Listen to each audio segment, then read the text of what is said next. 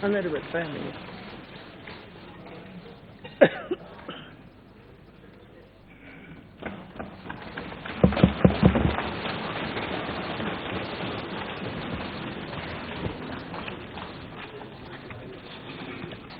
अध्यक्ष महोदय जी, मैं सदन के सभी सदस्यों की ओर से और मेरी तरफ से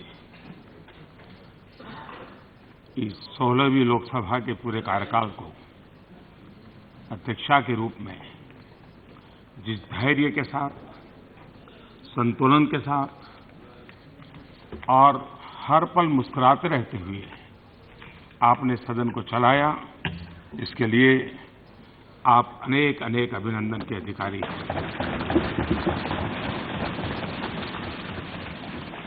देवी अहल्या जी का जीवन, उनकी शिक्षा, आपके मन पर उसका बड़ा प्रभाव है और उससे पाई हुई शिक्षा को, उससे पाए हुए आदर्शों को यहाँ चरितार्थ करने के लिए आपने हर पल कोशिश की है और उन्हीं आदर्शों को चलते हुए कभी दाईं तरफ के लोगों को तो कभी बाईं तरफ के लोगों को आपने उस तराजू से तौल करके कभी कोई कठोर निर्णय भी किए हैं, लेकिन वो मूल्यों के आधार पर लिए हुए हैं, आदर्शों के आधार पर लिए हुए हैं और लोकसभा की उत्तम परिपाटी को बनाने के लिए वो सदा सर्वदा उपयुक्त रहेंगे, ऐसा मेरा पूरा विश्वास है।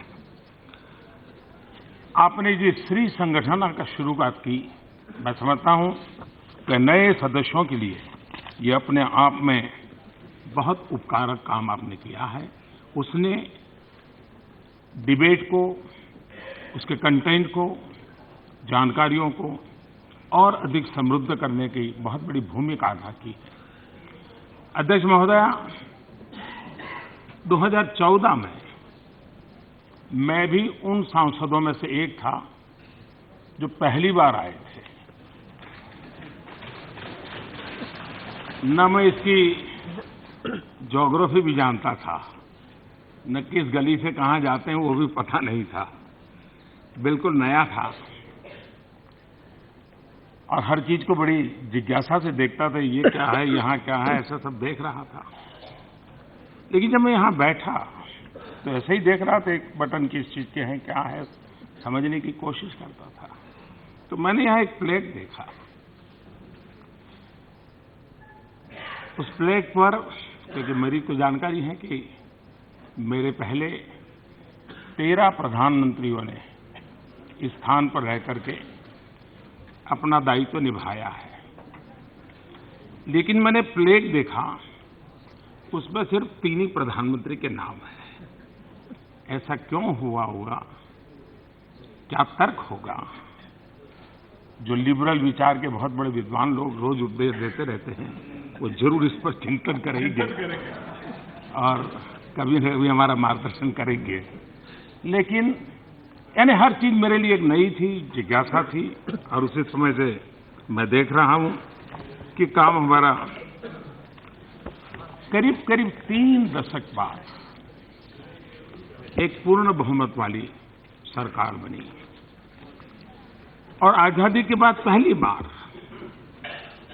कांग्रेस गोत्र की नहीं है, ऐसी पूर्ण बहुमत वाली सरकार बनी। कांग्रेस गोत्र नहीं था, ऐसी मिलीजुली पहली सरकार अटल जी की बनी थी और कांग्रेस गोत्र नहीं है, ऐसी पूर्ण बहुमत वाली पहली सरकार 2014 में बनी। और इन 16वीं लोकसभा में 17 सत्र हुए। 8 सत्र ऐसे रहे जिसमें 100% से अधिक काम हुआ और औसतन हम देखें तो करीब 85% आउटकम के साथ आज हम विदाई ले रहे हैं। संसदीय मंत्री का अपना एक दायित्व रहता है, तोमर जी अभी संभाल रहे हैं। प्रारंभ में वेंकैया जी देखते थे, कुशलता से उन्होंने निभाया। अब उपराष्ट्रपति पद पर और हमारे वरिष्ठ सदन के संचालक के रूप में भी एक अहम भूमिका निभा रहे हैं। अनंत कुमार जी की कमी हमें जरूर महसूस हो रही है, एक हंसते खेलते दौड़ते हमारे साथी की, लेकिन इन सब ने जो काम किया उनका भी मैं अभिनंदन करता हूं। ये 16वीं विधानसभा 16वीं लोकसभा, इस बात के लिए भी हमेशा हम गर्व करेंगे क्योंकि देश में इतने चुनाव हुए, उसमें पहली बार सबसे ज्यादा महिला सांसद वाला ये हमारा कालखंड है, सबसे ज्यादा। ये अपने आप में, उसमें भी 44 महिला सांसद पहली बार आई थी, ये भी अपने आप में। और पूरे कार्यकाल में देखा है महिला सांसदों का प्रतिनिधित्व, पार्टिसिपेशन और बातचीत की ऊंचाई हर प्रकार से हमने रजिस्टर करनी चाहिए, उतनी ऊंची थी। सभी महिला सांसद अभिनंदन के अधिकारी हैं। देश में पहली बार कैबिनेट में सर्वाधिक महिला मंत्री हैं और देश में पहली बार सिक्योरिटी से संबंधित कमेटी में 2 महिला मंत्री प्रतिनिधित्व कर रहे हैं, रक्षा मंत्री और विदेश मंत्री। ये भी अपने आप में, और ये भी खुशी की बात है कि पहली बार स्पीकर महिला है, साथ साथ हमारे रजिस्ट्रार जनरल भी, हाँ सिक्योरिटी जनरल भी, वो भी हमारे यहाँ महिला के रूप में विराजमान है। इसलिए लोकसभा सेक्रेटरी जनरल और उनकी सारी टीम को और यहाँ के पूरे परिसर को संभालने वाले हर कोई अभिनंदन के अधिकारी हैं। मैं उनको भी बहुत बहुत बधाई देता हूँ, बहुत अभिनंदन करता हूँ। इस सदन में कोई इसका अर्थ ये न करे कि मैं यहाँ कोई गवर्नमेंट की उपलब्धियां बताने के लिए खड़ा हुआ हूं, लेकिन जो काम इस सदन ने किए, अगर 5 साल का उस ब्यौरा को देखें, और हम सब इसके हिस्सेदार हैं, विपक्ष में रहकर के भी उसको ताकत बढ़ाने में काम किया है, पक्ष में रहकर के भी उसकी मदद की है, और इसलिए सदन के सभी साथियों का उसमें गौरवपूर्ण योगदान रहता है। हमारे लिए बीते 4.5 वर्षों में, इस कार्यकाल में, हम सब खुशी की बात है कि आज देश दुनिया की 6वें नंबर की इकोनॉमी बना है। इस कार्यकाल का ही वो गौरव का काल है और इसके हम सभी भागीदार हैं। नीति निर्धारण यहीं से हुआ है और $5 ट्रिलियन की इकोनॉमी बनने की दिशा में हम दरवाजे पर दस्तक देने की तैयारी में हैं। इतनी तेजी से बढ़ रहे हैं, इसके लिए भी इस सदन की गतिविधियां का अपना बहुत बड़ा रोल है। आज भारत का अपना आत्मविश्वास बहुत बढ़ा है और आगे बढ़ने की बड़ी ताकत होती है आत्मविश्वास, जीतने की ताकत होती है आत्मविश्वास, संकटों से जूझने के सामर्थ्य होता है आत्मविश्वास। आज देश आत्मविश्वास से भरा हुआ है। इस सदन ने जिस सामूहिकता के साथ, जिस गति के साथ, जिस निर्णय प्रक्रियाओं को आगे बढ़ाया है, इस विश्वास को पैदा करने में इसने बहुत बड़ी भूमिका अदा की है। आज विश्व की सभी प्रतिष्ठित संस्थाएं, विश्व मान्य संस्थाएं भारत के उज्जवल भविष्य के संबंध में बिना हिचकिचाहट एक स्वर से उज्जवल भविष्य के संबंध में अपनी संभावनाएं बताते रहते हैं और ये देश के लिए स्वाभाविक रूप से यही कालखंड रहा है कि भारत डिजिटल वर्ल्ड में अपनी जगह बना चुका है, अनेक उपलब्धियां प्राप्त की हैं। ऊर्जा के क्षेत्र में, ऊर्जा बचत के क्षेत्र में भारत ने, दुनिया जब ग्लोबल वार्मिंग की चर्चा कर रही है, उस ग्लोबल वार्मिंग के जमाने में यह देश है जिसने इंटरनेशनल सोलर अलायंस को लीड किया, और जिस प्रकार से आज विश्व में पेट्रोलियम प्रोडक्ट वाले देशों की एक गठबंधन की ताकत बनी है, वो दिन दूर नहीं होगा जब भारत के इस निर्णय का असर आने वाले दशकों में नजर आएगा। उतनी ही ताकत के साथ इंटरनेशनल सोलर अलायंस एक ग्लोबल वार्मिंग के खिलाफ की लड़ाई, पर्यावरण की रक्षा की चिंता, लेकिन दुनिया को एक अल्टरनेट जीवन देने की व्यवस्था, ये करने में मैं मानता हूं ये कार्यकाल अपनी बहुत बड़ी भूमिका अदा कर रहा है। स्पेस की दुनिया में भारत ने अपना स्थान बनाया है, लेकिन अधिकतम सैटेलाइट लॉन्च करने का काम इसी कार्यकाल ने दुनिया के लिए भारत की हमारी एक ताकत को बढ़ावा है। एक लॉन्चिंग पैड के रूप में आज विश्व के लिए भारत एक डेस्टिनेशन बना है। वो इकोनॉमिक एक्टिविटी का भी एक सेंटर बनता चला जा रहा है। मेक इन इंडिया की दिशा में, मैन्युफैक्चरिंग के क्षेत्र में भारत आज आत्मनिर्भरता के साथ आगे बढ़ने की दिशा में कई कदम उठा रहा है।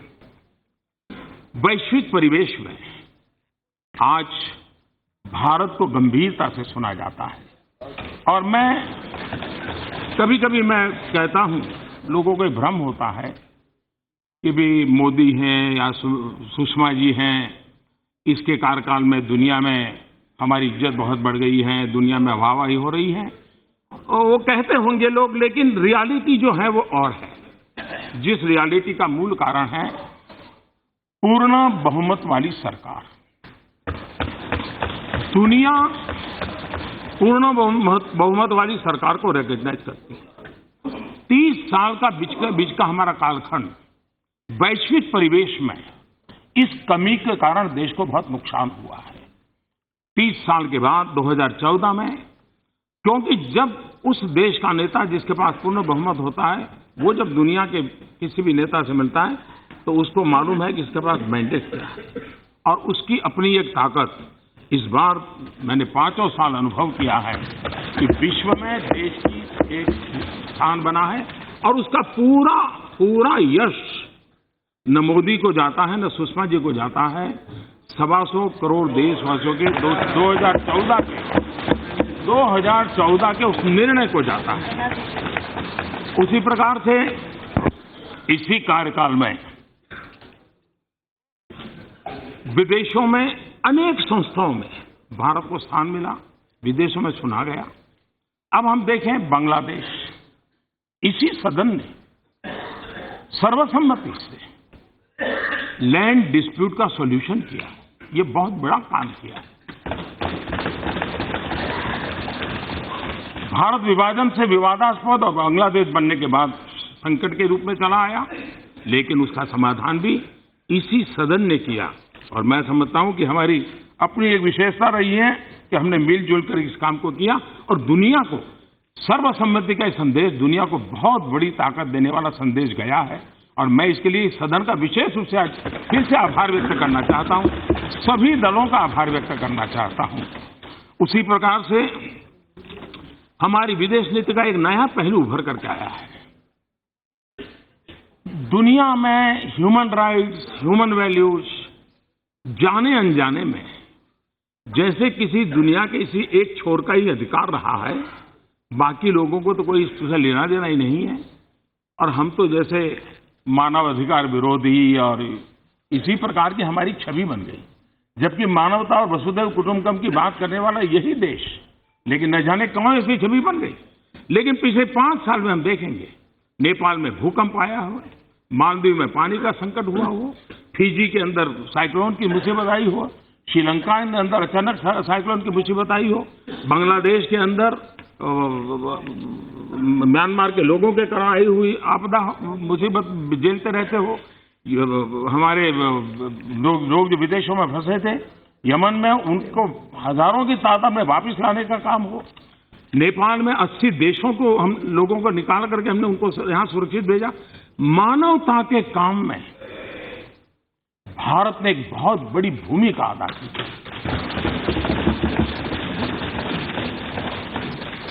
योग पूरे विश्व में एक गौरव का विषय बन गया है। विश्व में यूएन में अब तक यूएन में जितने रिजोल्यूशन पास हुई हैं, सबसे तेज गति से सबसे ज्यादा समर्थन से अगर कोई रिजोल्यूशन पास हुआ है तो योगा के संबंध इंटरनेशनल योगा डे है। यूएन के अंदर बाबा साहब आम्बेडकर की जन्म जयंती, महात्मा गांधी की जन्म जयंती मनाई जा रही है। विश्व के सभी देशों में बाबा साहब आम्बेडकर के 125 वर्ष मनाए गए, महात्मा गांधी जी की जयंती मनाई गई और गांधी के 150। कोई कल्पना नहीं कर सकता है कि वैष्णव वजन तो तेरे रे कहिए जो हम लोगों की रगों में है। आज दुनिया के 150वीं जयंती के निमित्त दुनिया के 125 देशों के प्रसिद्ध गायकों ने वैष्णव वजन को उस रूप में गा करके महात्मा गांधी को एक बहुत बड़ी श्रद्धांजलि दी है। यानी विश्व में एक सॉफ्ट पावर को कैसे ले जाया जा सकता है, इसका एक उदाहरण हम आज अनुभव कर रहे हैं। 26 जनवरी को हमने देखा होगा, महात्मा गांधी को सेंटर में रखते हुए 26 जनवरी की झांकियां सब राज्य ने किस प्रकार से गांधी को अद्भुत रूप से प्रस्तुत किया। यानी 150वीं जन्म जयंती और महात्मा गांधी को स्मरण करना। हमने इस सदन में इस कार्यकाल में संविधान दिवस मनाया। हमने इस सदन कार्यकाल में बाबा साहब अम्बेडकर की 150वीं जयंती के निमित्त विशेष चर्चा की। हमने इस सदन में इस कार्यकाल में यूएन के सस्टेनेबल डेवलपमेंट गोल के लिए समय दिया और सबने मिलकर के सस्टेनेबल डेवलपमेंट गोल के संबंध में चर्चा की। ये अपने आप में नई नई परिपाटियां इसी कार्यकाल के, इसी सदन के आपके नेतृत्व में संभव हुआ है और इसलिए सदन के सभी सदस्य आपके नेतृत्व का अभिनंदन करते हैं, आपका आभार व्यक्त करते हैं।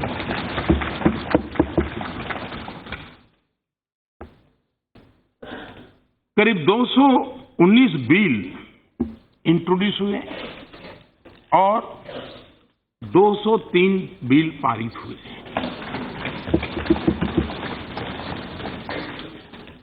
और इस सदन में जो आज सांसद हैं 16वीं लोकसभा के संबंध में अपने जीवन के संबंध में जब भी किसी से बताएंगे, चुनाव के मैदान में जाएंगे तब भी बताएंगे और चुनाव के बाद भी जब मौका मिलेगा, कुछ लिखने की आदत होगी तो कोई जीवन लिखेगा, कोई जरूर लिखेगा कि वो उस कार्यकाल के सदस्य थे जिस कार्यकाल में उन्होंने काले धन और भ्रष्टाचार के खिलाफ कठोर कानून बनाने का काम किया। इस देश में ऐसे कानून जो पहले कभी नहीं बन पाते थे वो इस सदन ने बनाए थे और इसका बहुत बड़ा विदेश में जमा हुए काले धन के खिलाफ बहुत बड़े कानून बनाने का काम यहीं पर हुआ। दिवालिया कंपनियों से जुड़ा हुआ आईबीसी का कानून इसी सदन ने बनाया। बेनामी कंपनियों के संबंध में कानून इसी सदन ने बनाया। आर्थिक अपराध करने वाले भगोड़ों के विरुद्ध कानून इसी सदन ने बनाया। मैं समझता हूं कि इन 5 साल में इस कार्यकाल के ने काले धन और भ्रष्टाचार के खिलाफ लड़ाई लड़ने के लिए जो कानूनी व्यवस्था चाहिए, जो कानूनी हक चाहिए, अंतर्राष्ट्रीय जगत में हमारे कानून की एक ताकत होनी चाहिए, इसके लिए जो कुछ भी करना चाहिए उस उत्तमोत्तम पुरुषार्थ से इस सदन ने पारित करके देश की आने वाली शताब्दी की सेवा की। और इसलिए इस सदन को आपके नेतृत्व को अनेक अभिनंदन। न सिर्फ इस पल, आने वाली पीढ़ियां भी देंगी, ऐसा मेरा विश्वास है। यही सदन जिसने जीएसटी का बिल पारित किया और रात को 12 बजे संयुक्त सत्र बुलाया और क्रेडिट लेने की कोशिश किए बिना पूर्व फाइनेंस मिनिस्टर और उस समय के राष्ट्रपति उनके हाथों से जीएसटी करके ताकि सबको इसका हक मिले, सबका साथ सबका विकास उसमें भी चले, इसका एक प्रामाणिक प्रयास किया गया। उसी प्रकार से यही सदन है जिसने आधार बिल को एक बहुत बड़ी कानूनी ताकत दी। आधार दुनिया के लिए अजूबा है। दुनिया को ये देखा, इस देश ने इतना बड़ा काम किया है, विश्व इसको जानने की कोशिश कर रहा है। इस कार्यकाल के सदन ने इस काम को कर करके विश्व में बहुत बड़ा काम किया है। देश आजाद हुआ, लेकिन पता नहीं वो कौन सी हमारी मानसिकता थी कि हम शत्रु संपत्ति पर निर्णय नहीं कर पाते थे। बहुत कठोरतापूर्वक शत्रु संपत्ति बिल पारित करके भारत के 1947 के उन घावों के खिलाफ जो कुछ भी चल रहा था उसको काम करने का काम किया। इस सदन ने सामाजिक न्याय की दिशा में भी बहुत ही लंबे अरसे तक समाज को प्रभाव पैदा करे। उच्च वर्ण कहा जाने वाले लोगों के लिए, यानी गरीब लोगों के लिए आरक्षण की व्यवस्था बिना कोई कटुता, इसकी सबसे बड़ी ताकत यही है, बिना कोई उलझन, किसी के मन में आशंका न रहते हुए समाज के दबे कुचले एक वर्ग को उनकी बातों को वजन दिया गया और उनको विश्वास देते हुए कानून पारित किया। दोनों सदन के सभी दलों के सभी सांसद इसके लिए साधुवाद के पात्र हैं और इसके लिए मैं समझता हूं ये बहुत बड़ा काम ये 10% आरक्षण का हुआ। उसी प्रकार से ओबीसी के लिए कमीशन बनाने वाला विषय हो या SC/ST एक्ट की जो सुप्रीम कोर्ट के बाद जो मिसअंडरस्टैंडिंग हुआ उसको ठीक करने का काम हो, मैटरनिटी बेनिफिट बिल, विश्व के समृद्ध देश भी इस बात को सुनकर के आश्चर्य होता है कि क्या भारत में 12 हफ्ते से लेकर के मैटरनिटी लीव 26 हफ्ते कर दी है। इस बात को आज विश्व भारत की एक आगे की सोच वाले देश के रूप में देख रहा है। ये काम इसी सदन ने किया है। सदन कानून बनाता है, लेकिन इस बात के लिए भी एक कार्यकाल देश और दुनिया याद रखेगी कि जो कानून बनाने वाला ये वर्ग, उन्होंने कानून खत्म करने का भी काम किया। 1400 से ज्यादा कानून खत्म इसी सदन के सदस्यों ने करके देश को काफी उस एक जंगल जैसा कानूनों का बन गया था, उसमें रास्ते खोजने की दिशा में एक शुभ शुरुआत की है। 1400 करने के बाद भी मैं कहता हूं शुभ शुरुआत हुई है, अभी भी करना बहुत बाकी है और उसके लिए मुलायम सिंह जी ने आशीर्वाद दिए ही हैं। एक बहुत बड़ा काम और मैं मानता हूं कि देश को इसको अच्छे ढंग से जैसे पहुंचना चाहिए था, हम पहुंचा नहीं पाए। हम सभी सांसदों पर एक कलंक हमेशा लगा रहता था कि हम ही लोग हमारे वेतन तय करते हैं, हम ही लोग मर्जी पड़े उतना बढ़ा देते हैं, हम देश की परवाह नहीं करते हैं। और जिस दिन सांसदों का वेतन बढ़ता था, दुनिया भर की टीका टिप्पणी हमारे पर होती थी और ये पिछले 50 साल से हो रही थी। पहली बार इस समय के सभी सांसदों ने मिलकर के इस आलोचना से मुक्ति का रास्ता खोज लिया और एक ऐसी संवैधानिक व्यवस्था बना दी कि उस संविधान की व्यवस्था के तहत औरों का जब होगा, इनका भी हो जाएगा। अब स्वयं इस काम के भागीदार सांसद अकेले नहीं होंगे और सांसदों को बहुत बड़ी मुक्ति मिल गई आलोचना से। लेकिन इसने उत्तम निर्णय की, जिस प्रकार से उसको रजिस्टर होना चाहिए था, जिसकी वाहवाही होगा। 50 साल तो सांसदों को गालियां सुननी पड़ी है, बड़े बड़े वरिष्ठ नेताओं को गालियां सुननी पड़ी है, उससे मुक्ति देने का काम किया। हमारे जितेंद्र जी ने अच्छा खाना तो खिलाया, लेकिन बाहर हम आलोचना सुनते थे कि कैंटीन के अंदर पैसा बहुत कम है और बाहर महंगा है, एमपी क्यों ऐसा करते हैं। मुझे खुशी है कि जितेंद्र जी की कमेटी ने मेरी भावना को स्वीकार किया, स्पीकर महोदय ने भी स्वीकार किया और जो बहुत सस्ते में यहां दिया जाता था, आपको थोड़ा जेब में थोड़ा ज्यादा नुकसान हो गया, लेकिन उसमें से भी मुक्ति पाने की दिशा में हमने कदम बढ़ाया है और पूर्ण रूप से पहुंचने में भी आने वाले दिन में हमें अच्छी ताकत आकर के हम वो भी कर लेंगे, ऐसा मेरा विश्वास है।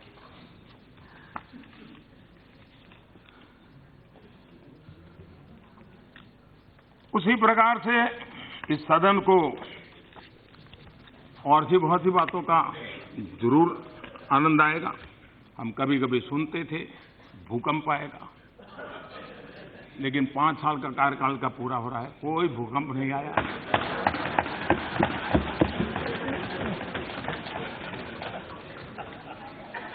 कभी हवाई जहाज उड़े और बड़े बड़े लोगों ने हवाई जहाज उड़ाए, लेकिन लोकतंत्र और लोकसभा की मर्यादा इतनी ऊंची है, भूकंप को भी पचा गया और कोई हवाई जहाज उसकी ऊंचाई पर नहीं जा पाया। ये लोकतंत्र की ताकत है, सदन की ताकत।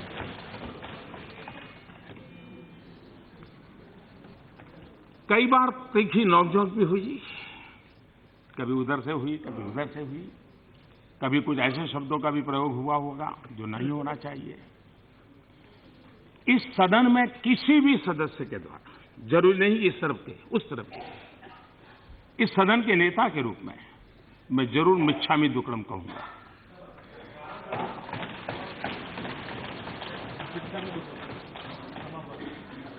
क्षमा प्रार्थना के लिए जैन पर्यावरण पर्व में मिच्छामि दुक्कडम एक बहुत बड़ा संदेश देने वाला शब्द है। उस भावना को मैं प्रकट करता हूं। मल्लिकार्जुन से हमारा भी थोड़ा बहुत रहता था। अच्छा होता आज उनका गला ठीक होता तो आज भी कुछ लाभ मिलता, लेकिन कभी कभी मैं उनको सुन नहीं पाता था, तो बाद में मैं पूरा डिटेल देख लेता था और ये आवश्यक भी था। लेकिन उसके साथ साथ मेरी विचार चेतना को जगाने के लिए उनकी बातें बहुत काम आती थी। एक प्रकार से मेरे भाषण का खातर पानी वहीं से डल जाता था। तो उसके लिए भी मैं खरगे साहब का बहुत आभारी हूं। लेकिन मैं कहूंगा, जैसे कहा गया कि लंबे समय तक पूरा समय बैठना। किसी समय हम देखते थे कि अडवाणी जी सदन का पूरा समय बैठते थे। मैं खरगे जी को देखता पूरा, ये हम सांसदों के लिए सीखने वाला विषय है। और ये भी कम बात नहीं है कि करीब करीब 50 साल उनके आए हैं इस जनप्रतिनिधित्व के। उसके बावजूद भी जनप्रतिनिधि के नाते मिली हुई जिम्मेवारी को जिस बखूबी आपने निभाया है, मैं आदरपूर्वक आपका अभिनंदन करता हूं।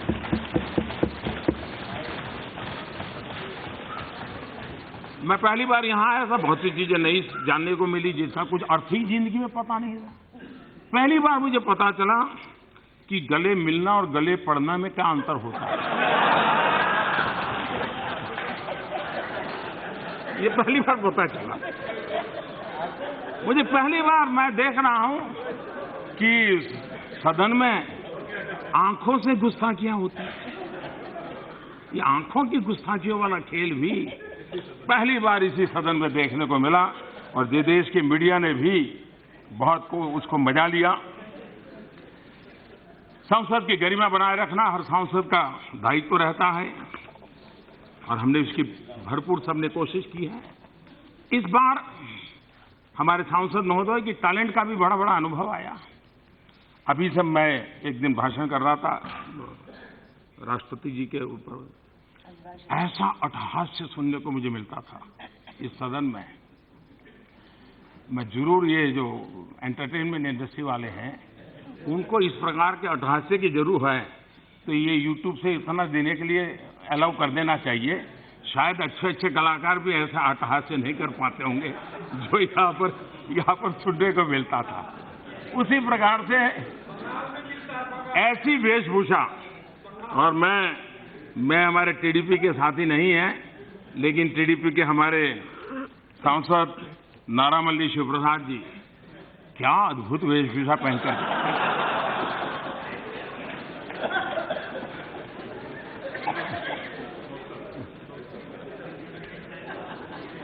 सारा टेंशन उनके अटेंशन में बदल जाता था।